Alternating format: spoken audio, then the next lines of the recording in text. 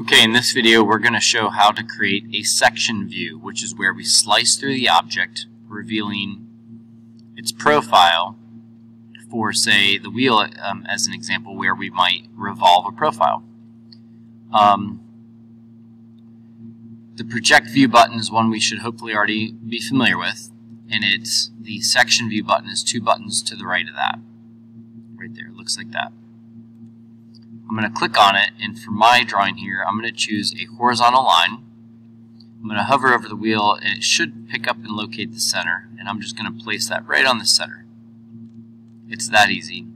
And then I'm going to pull away vertically, and it's going to create that section view. What's happening, in essence, is it's giving me the orientation of the view as if, okay, we sliced right through this, think of slicing a pizza, and we remove this part of the wheel, get it out of the way, and we're viewing this wheel, but what we really see is the cut surface.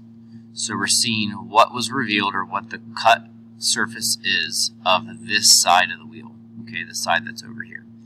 The side that's behind the arrows essentially has been removed out of our way, okay? So there you go. Once you have your section view, if the scale is not what you want, remember you can change the scale of this parent view, and this should match. But you can move the text out of the way a little bit into a better location. I don't really want to get into all the dimensioning details of this at this point, as I'm trying to just show creating the section view, but I am going to dimension this, and I would add this center line.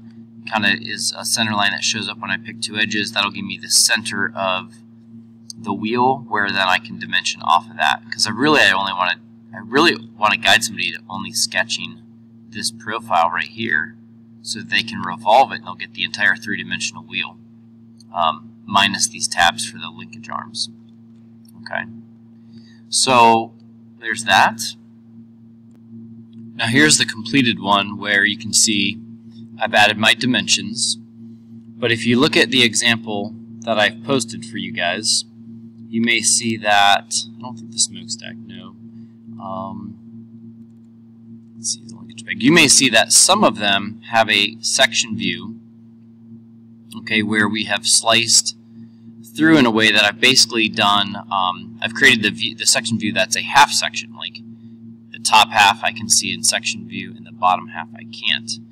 And instead of slicing the object in half, I've basically sliced a quarter out of it, removed a quarter, so when I'm looking back in this direction, I have this cutting plane here that cut through, and then I'm going to see this, really 3/4 of the part.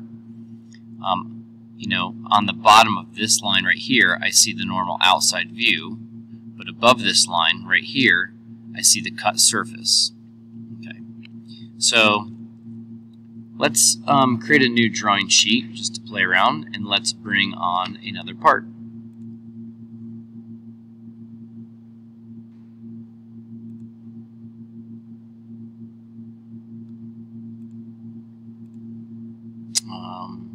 For studio, let's see, what was it, the linkage arm I was just showing, or linkage peg? Alright, that's a really small piece, so I'm going to change the scale. I don't know if it was 3:1, 2:1, what scale I had. Okay, I can see the orientation. I want to get the view 5:1, 6:1. I'm just trying to make it plenty big.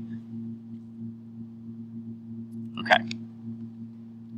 So with this one, I definitely want to, I want to have a view from the top of the peg or the bottom. Think about how you would hold it maybe on a cutting board if you're slicing with it going down and you want to slice it in half.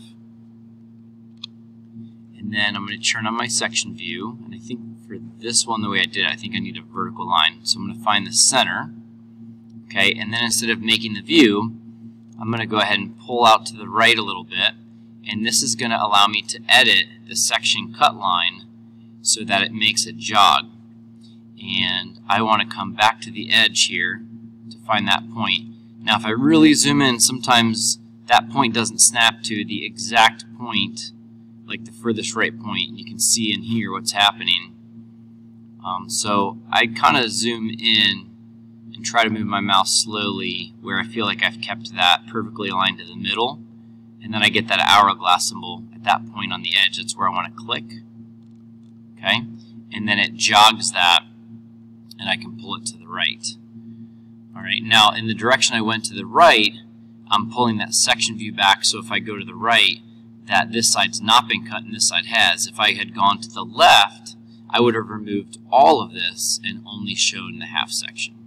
So there's some different things you can do to play around with that, which is kind of fun. So if I show this way, had I come to the left, again, I'm trying to stay kind of perfectly aligned to the middle. Okay, it jogs that. Now, it's ready to make a section view to the right or the left. Notice the arrows flip-flop. So going to the left, it's going to look like the one I just did. But if I go to the right here, I'm removing, remember, everything that's behind the lines, kind of behind the arrows. Okay, so we've removed 3/4 of the object, and I'm only looking at this part right here, and I'm looking at that section line. And it doesn't give me a nice object line here in the center, you know, to kind of dimension to. I don't know if it would let, I generally, I guess I'm not using that view type, but just I was kind of letting you see that you can do that. So yeah, it doesn't even let you dimension to that. So we'll let you dimension to say something like that, you know, a corner.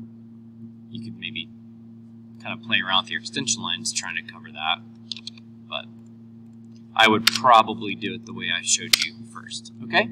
But there's some information on how to create section views.